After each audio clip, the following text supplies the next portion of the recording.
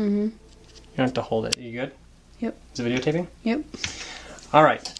So the first thing you do, and zoom up on this, is you make sure there's no bubbles on this model.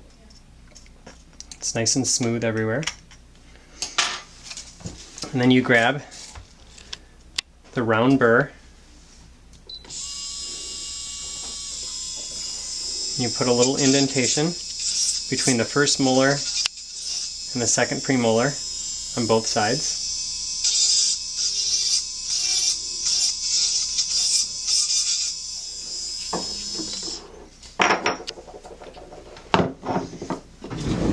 And then you grab an 030 wire.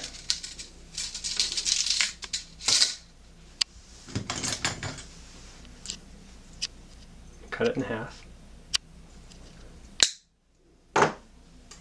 Now to make a labial bow, we're going to start with the labial bow. We're going to use three things. We're going to use a needle nose or a bird beak plier. We're going to use a hollow chop plier. And we are going to use a plier to make the loop of the labial bow, and also a 3-prong plier. So the first thing you do is you start on the left side and you put the labial bow wire through the contact and you bend it with your finger. Now sometimes there's an extra amount of gum tissue that's kind of puffy here. And in this case, I'm actually going to smooth this out before I start making my labial bow. So I'm going to grab this round burr. I'm just going to flatten this off a little bit because when we take the braces off, that gum tissue can be really puffy, and it isn't really as puffy by the time we put a retainer in. So we just polish that away.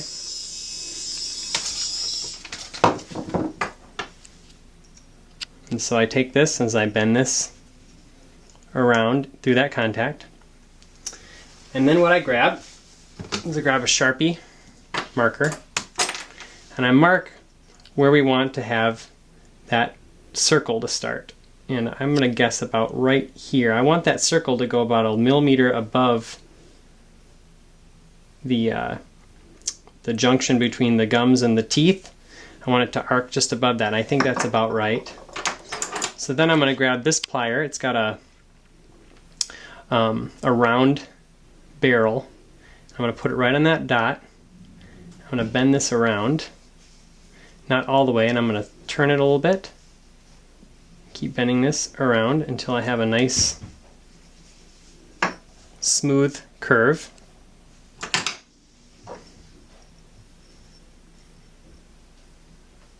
And you can see that this is just above where the gum hits the tooth. So the second one, I want to hold it here. I'm going to mark where that wire is going to go across. I'm going to mark about there. I'm going to take the bird beak plier, and with the square edge, I'm going to guess around here.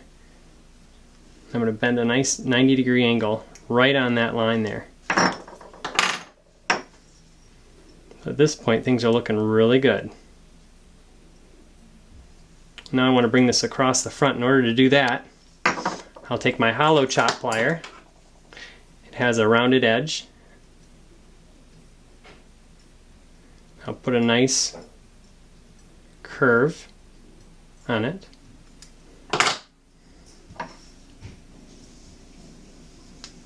It's going to follow the edges of the teeth, nice and round there.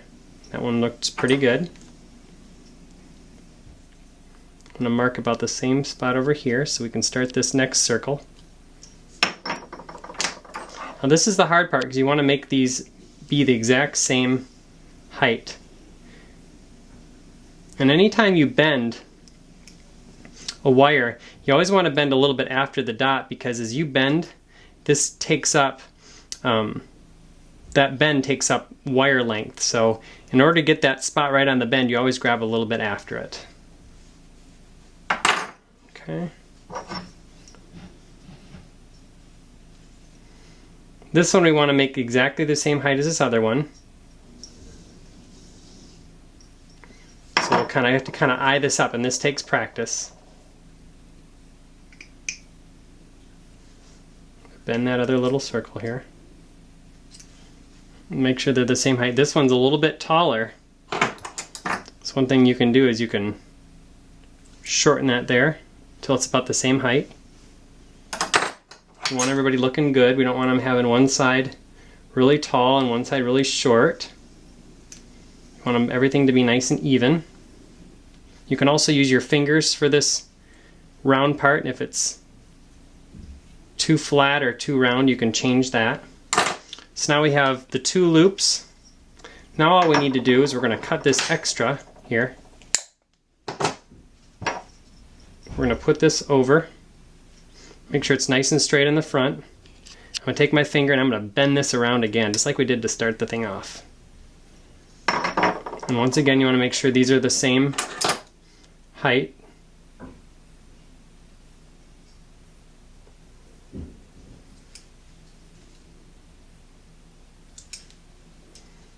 Okay, and then you also want to make sure that these are the same length.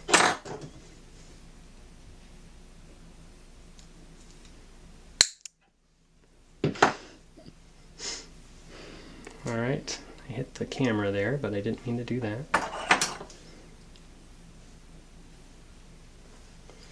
So these are the same length, it's nice and round. I kind of tip these out a little bit so they don't hit their gums, so they're kind of toed out a touch. I'll try to get that fit up there, but that's looking really, really good. Nice and round, nice and even. Now here's one thing that I'm going to show you. Here's a little trick. So I go here, and then I flip, so we did it like this, and I flip this upside down. I flip that up like that. I flip it again, and down, so you're left with a little wrinkle. And where that little wrinkle goes, that's where the tooth is going to fit in there from the lower jaw. So they're going to kind of fit and kind of hide in there, and it helps you hide the wire in the person's bite. So when that goes through there, it kind of puts a little wrinkle in that wire in that spot.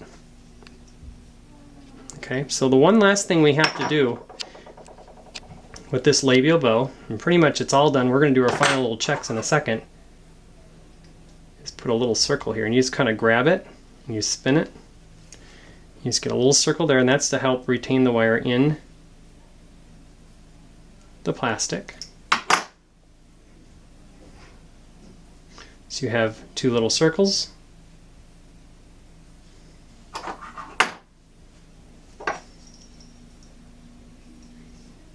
Okay, so it's popping off a little bit. We're going to have to add a little bit of curvature here on this side. So we'll grab this hollow chop.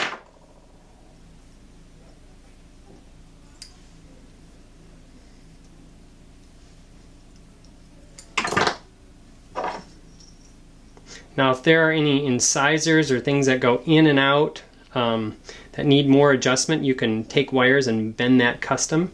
But this looks really good, and I think we're about ready to make the next part of our retainer. So the labial bow is complete here. It's very good. So I'm going to put that up here. The second thing we're going to do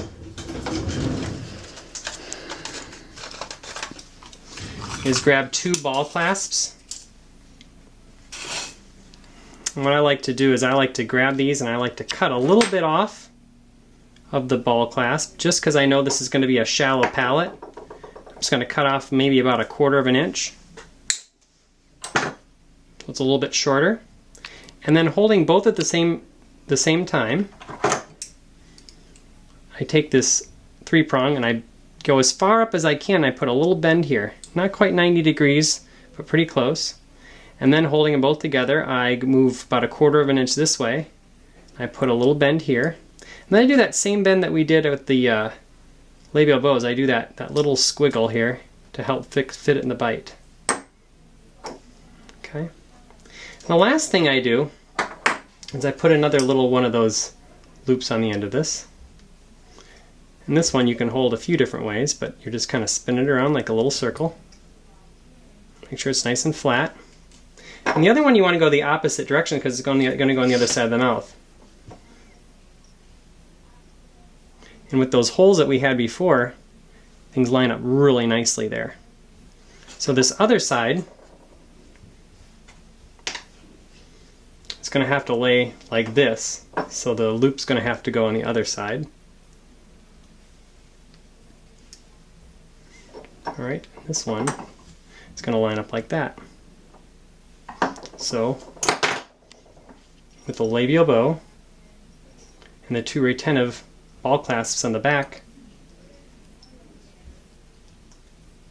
you now have completed wires for a retainer.